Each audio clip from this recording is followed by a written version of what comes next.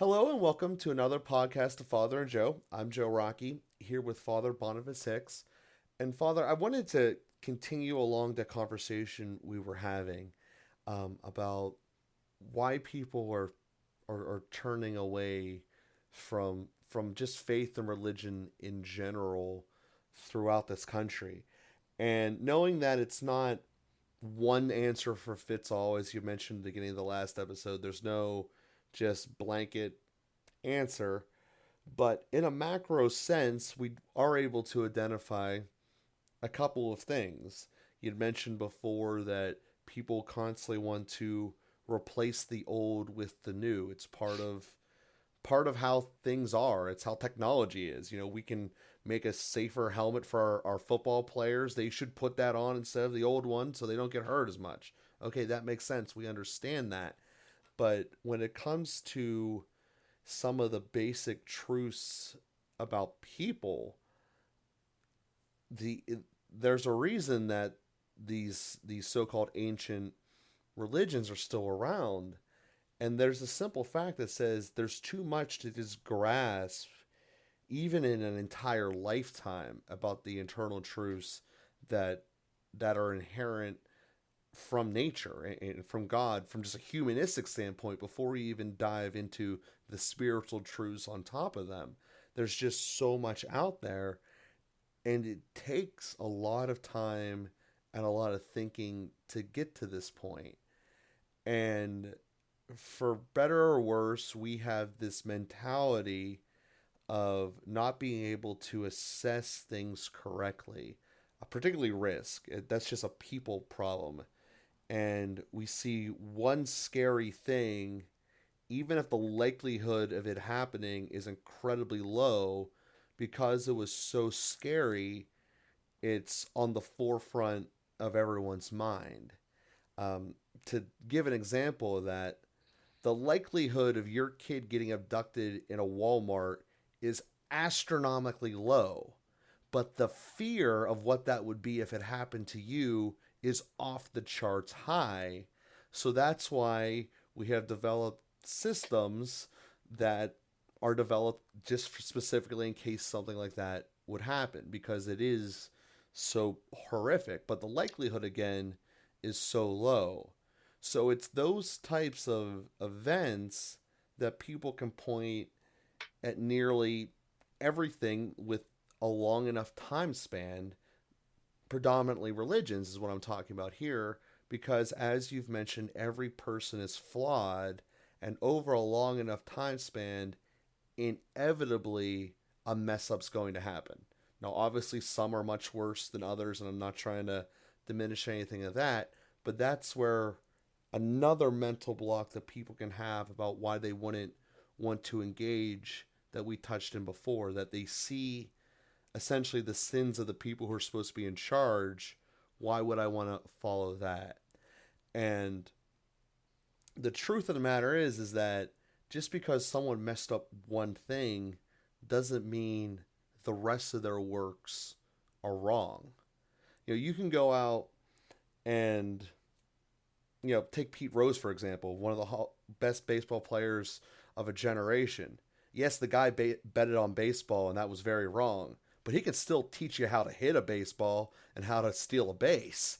That doesn't mean that that part is wrong. Yeah, there was a part of his life that was flawed. Part of his baseball career is deeply flawed, but it doesn't mean he doesn't know this part of it. And I think that that is part of the distilling factor that we just don't have as a people, in general. So I wanted to start from that standpoint, because obviously in the last number of years there's been a lot of problems that people are pointing out. I know that we've done a lot of episodes about pointing out how unlikely it is to actually be there, but not ignoring or saying it didn't happen. But I'd like to start with that as a starting point about how to overcome these types of objections so we can become closer as a society back to faith.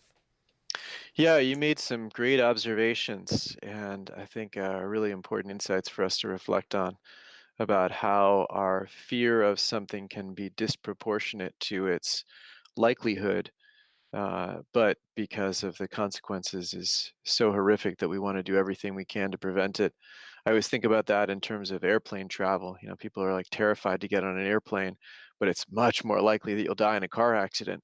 People don't think twice about getting in a car, you know. So it's just interesting how, or as you mentioned, you know, somebody getting abducted in a Walmart is so low.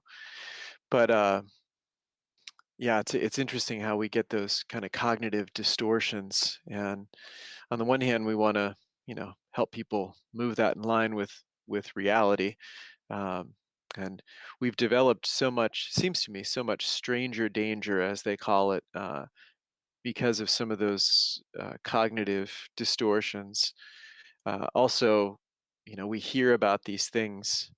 I think one study I was reading was that, you know, we're more likely to be killed by falling airplane parts than to be killed by a shark attack. But because every shark attack is, you know, like in the news, we hear about all of them. And that's so horrific. And we can imagine ourselves being in the ocean and we can imagine all these things. So we think that that's much more likely, but it's actually more likely to be killed by falling airplane parts, which we'd never even heard anybody that happened to.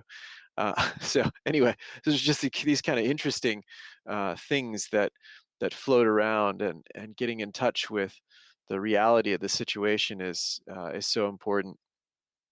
And and then, as you said, the you know the reality of us being sort of mixed, and everybody's not perfect at everything, and some people do very bad things. Now, we want it, I think it's important to acknowledge that we don't just arbitrarily do bad things. So you don't have somebody who's a saint in every way and then also is, you know, molest children or something. It's we're not sort of in danger of like committing horrible atrocities when we've been living a consistently good life and have developed virtue. So there is a consistency in the human person, and we rightly look for that in our leaders, and we want to assure that as much as possible. So the kinds of interviews, you know, on the secular level, we look at a Supreme Court justice and say, well, is this guy really integral? Is he whole? Is he good through and through? Or is he good, you know, in one setting and not good in another setting? In which case, there isn't a stability, a stable virtue that's there. And so the efforts to say, well, has he done good things? You know, let's talk to everybody and get a good sense of that. That's all very reasonable.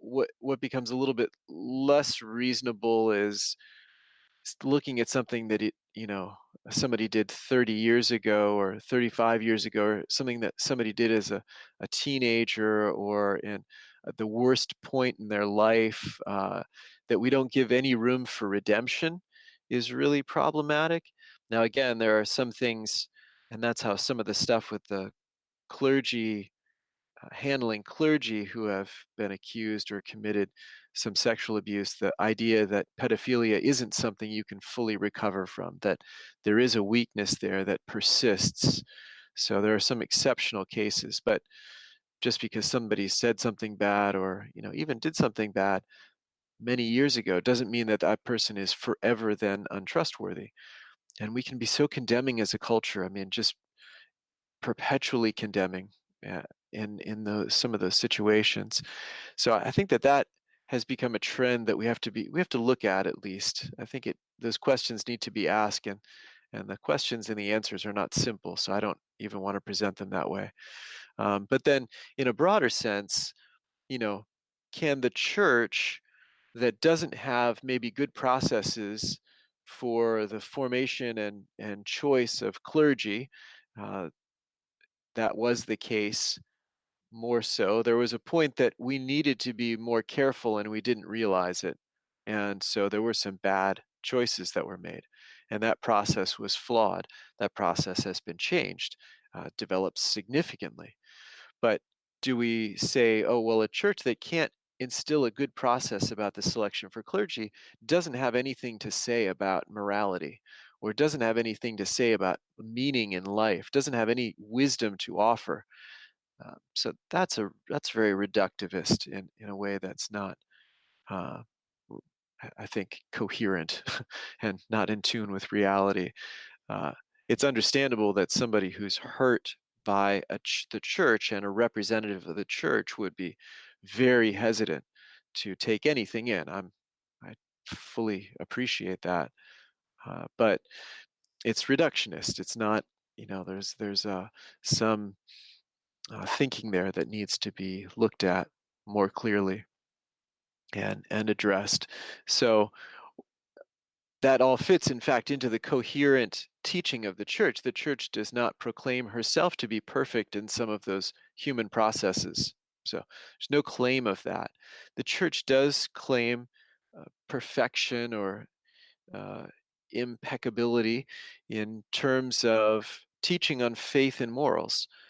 The church, and there's a whole structure of what magisterial teaching is, will not go astray in terms of teaching what is good and what is true. And so there is a trustworthiness there that allows Jesus even to say, do what they say and not what they do. Listen to what they say and do not follow what they do.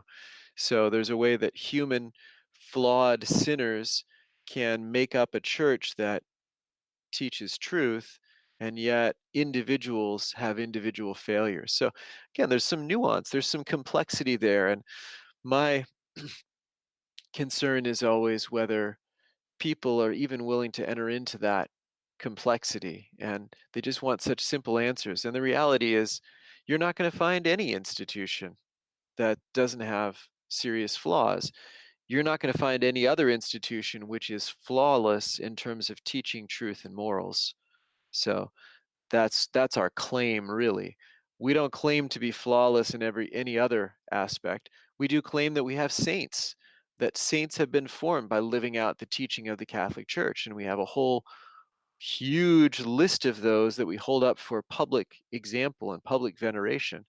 Look to the saints that have been produced by living out Catholic teaching, Catholic faith and morals. So we like to make those claims, but again, we don't make claims that there aren't individuals who have failed, even in very significant ways, in the present as well as in the past, and presumably in the future. But we try to establish processes. Certainly, we try to improve on our failures. We try to grow as a corporate body. No other organization makes the effort that we make to be universal, to take care of everybody, and to claim to have a truth that is good for everybody. Uh, that's an amazing task, and that's not easy. It's hard work, and we're always trying to present that and live that and share that better. But um, but we make the claim and stand by it. So Yeah, that's another one of those kind of universal and obvious truths that you say that I didn't really even think of. But yeah, to give an example here, if you have an iPhone, you're not going to call up the Google phone company, Android, and ask for their type of help, and they wouldn't give it to you. But you don't need to be a Catholic or even a Christian to go into a church and to learn the truths. And again, that's kind of one of those universal truths that we just take for granted. And I realize that I'm suspect to this the more that I've sat down and thought about it. That yes, I'm fortunate that I have always stayed within the faith life as far as being a member within in a church for the majority of my life. And there's just so, like I said, so many obvious things that are taken for granted that don't really think of possibly as a result of that. And I think that as more people are distancing, we're losing it.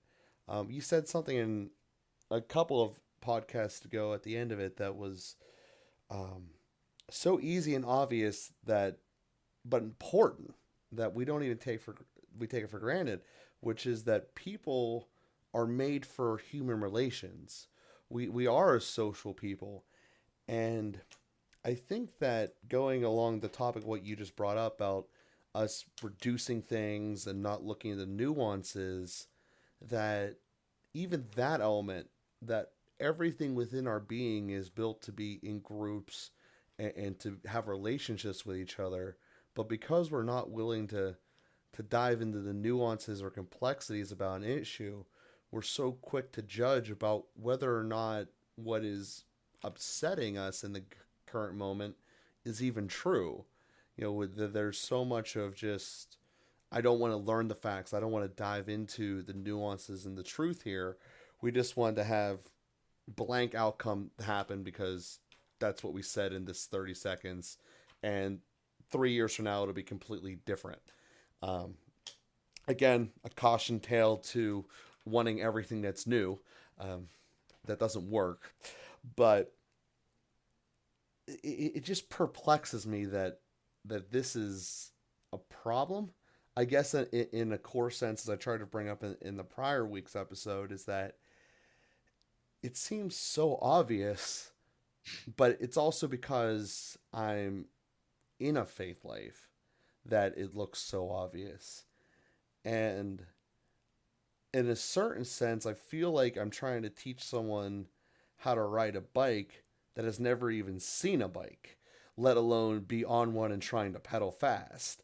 So it's becoming a perplexing challenge. And again, that's why I wanted to devote 2 episodes upon this, because I don't know how we're going to turn people into wanting nuance whenever we're at a spot where we can't even be watching a TV show that we're paying for without checking our phones. We're going so far in the opposite direction, and it's almost as if our minds can't handle anything that's nuanced, as if we're being trained to handle 3 word headlines and move on. You know, and that's becoming a bigger ball coming down the mountainside that is the avalanche of our society. And it like I said, it's perplexing. And I didn't mean to derail it or to go sideways on a tangent there, but that's just the feeling that I'm getting here. Yeah.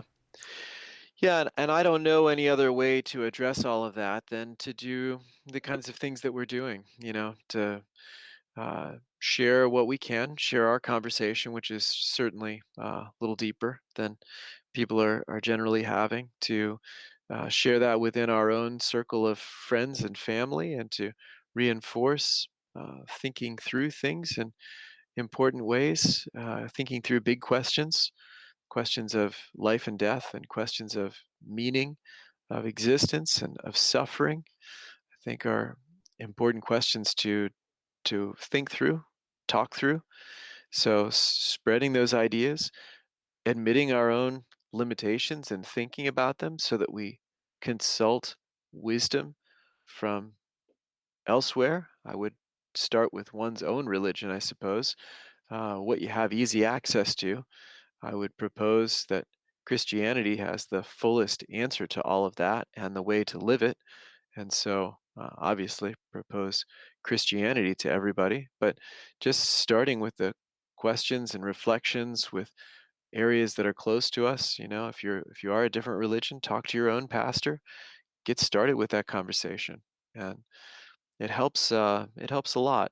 I think, as I said, there are signs of people becoming disillusioned, uh, whether it's the sort of deaths caused by cell phones and cars, or whether it's the burnout and anxiety that people are carrying because of such hyperstimulation without time to process things. Um, you know that expresses itself in wanting silent retreats and wanting silent time, and um, I think there are signs that our humanity is rebelling against the ways that we are abusing it by uh, all of this technology and noise and superficiality and uh, superficial stimulation. So um, I see those things happening.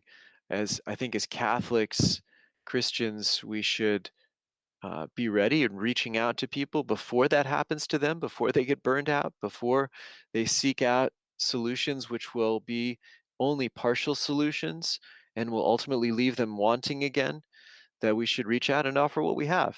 And um, I think that's yeah, that's evangelization. That's really what we're called to do. Yeah, I just fear that sometimes when we use the church words, if you will, such as evangelization, that it gets back into to some of the things that we were talking about before, just a an element with it that just says that's old and I don't want to do that. And as a result, we never really dive into how it can work. How does the nuance of that actually work? Most people when they think of evangelization, they don't put it in a modern times context.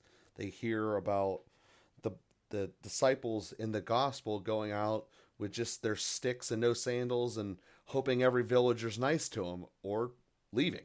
And that we just have such a difficult time translating examples from the Bible into modern day life, thinking that that was only applicable to those people in that desert 2,000 years ago.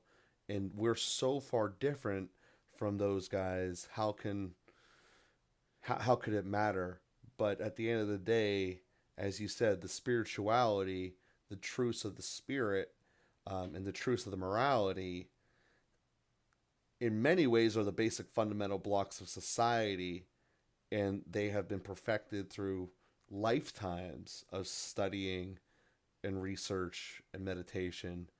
And as the result, the church can accurately make the claim that these work.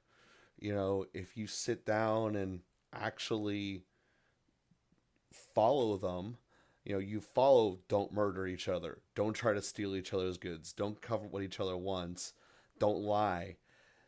You have a better society than when people who only are lying and murdering each other. Um, you know, it's just a way that it is. There's a reason that the pirates of the 1700s never really established a country because they kept lying and murdering to each other. It just didn't work.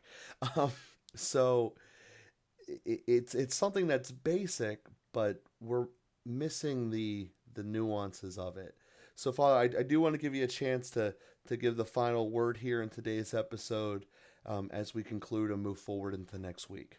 hmm Yeah, well, again, I thank you for bringing up the question and for some of the insights you provided, and just the opportunity to offer some insights that come out of this kind of conversation. Not just be my encouragement for our listeners to ask those kinds of questions. I think, um, there are a lot of well, one of the other problems with we mentioned. Loss of credibility because of the failures of certain individuals, but and also the loss of credibility because our religion is old, and I think there's also a loss of credibility in the kind of churchy language, like you talked about, not knowing what that means or how to apply that. And I think there's also a loss of credibility because people don't know what the church teaches. And again, it's so much the focus of our podcast is to try and talk about things in a way that are more an extension of our lives and that connect with our daily experience rather than just using these kinds of religious concepts that seem to have no connection with our daily lives. So that's there's work involved in that, but it's so worth the work to plumb the depths of wisdom, and that's something which again, Jordan, I'm not a sales spokesman for Jordan Peterson by any means, but I really appreciate the way that he has gone into Christianity, not in a superficial way, but in a very in depth and insightful way. I have heard him say so many things, and it's given me some new insight or new way to approach questions and problems. And but he's really tried to take Christianity on Christianity's terms. He hasn't tried to impose his own prejudices against it. He hasn't gone in trying to prove it wrong. He's gone in saying, "There, I know there's something good here, or it wouldn't be around this long. So let's figure out what's good here, and how does this correspond to what I understand and to my life." I think that's just such a admirable integrity to approach things that way. So I guess that would be, my encouragement for our listeners too, to think about things, take the time to do that, have deep conversations, try to be aware of your own prejudices and why it is that you're not willing or to share or not willing to receive, where the uh, understanding might be inadequate, and you could grow in that. So it's just a lot that we can do, and then we really have something to offer as a remedy for our times. It really is something for everyone that will bring healing and hope and growth, and uh, help people to move forward in their lives and live in fulfillment. So Well, thank you for those final thoughts here. And yeah, there's absolutely something true. Things that are broken and don't work don't last. It's just the way it is. So we're saying it's a loss of credibility that it's been around in terms of the view of the culture. But if you really look at it objectively, um, it wouldn't still be around if it wasn't built right and done right. You know, we wouldn't have the Empire State Building standing for over 100 years if something was wrong. And this has been around for 2000. So, just something there to think about. We do thank everyone for listening and helping us to grow the cast by telling those around you, and we continue to ask you to do so. If you haven't yet, please give us a star review there on whatever subscription site you are pulling the cast from, as that is also helping us come up higher in search results when people are searching for our type of content. So thank you, everyone, and we'll be with you again next week.